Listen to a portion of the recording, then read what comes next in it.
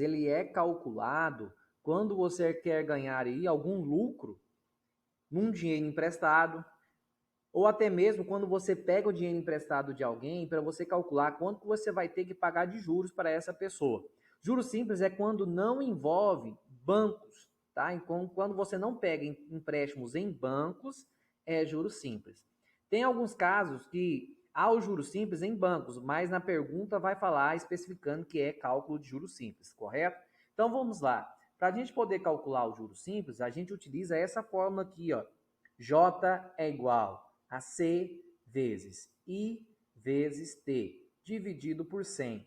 J é os juros, C é o capital, ou seja, é o valor que você investiu quando você aplica, ou seja, quando você empresta o dinheiro, esse é o capital.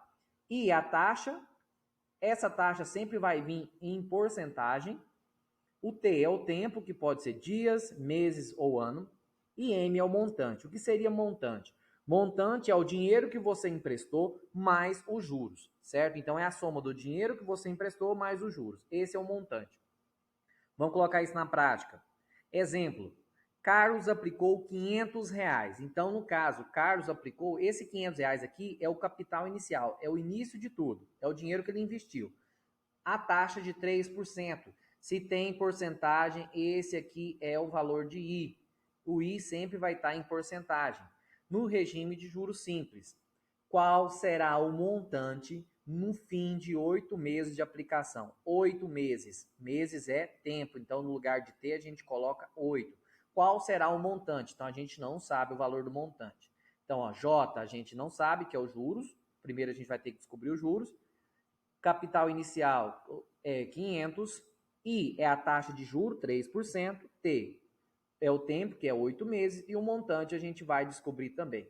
Jogando na fórmula, a gente tem aqui, ó, juros é igual C, que vale 500, vezes I, que no caso é 3, vezes T, que no caso é 8, dividido por 100. Veja que agora aqui a gente pode cortar os zeros para facilitar. Se você não quiser cortar os zeros, vai dar o mesmo resultado. A gente corta o zero para simplificar, para ficar mais direto. Então ficou aí, ó, 5 vezes 3 vezes 8. 5 vezes 3, 15. 15 vezes 8, 120. 120 dividido para 1, 120. Então, os juros que gerou para Carlos aqui foi de R$ 120. Agora vamos calcular o montante. Quanto que Carlos recebeu? Então a gente pega o capital, ou seja, o início do dinheiro que era 500, mais os juros. 500 mais 120, 620. Então o Carlos vai ter aí no final de 8 meses de aplicação R$ 620. Segundo exemplo. Fernando aplicou R$ 1.200 em uma instituição bancária que paga juros simples. Ó, vejam só, falou de banco, mas também falou dos juros simples. Então, o capital inicial que a gente tem aqui é 1.200.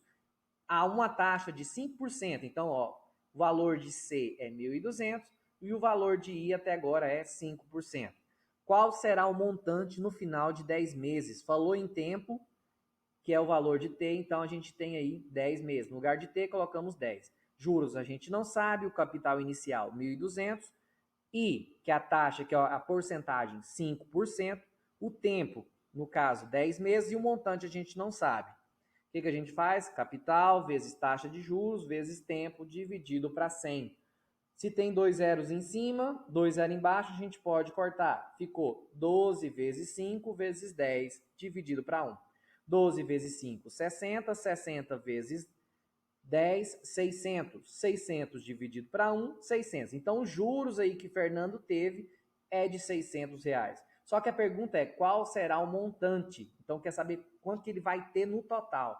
Então, capital mais juros, 1.200 mais 600, R$ 1.800. Então, Fernando vai ter no final de 10 meses de aplicação R$ 1.800, ok?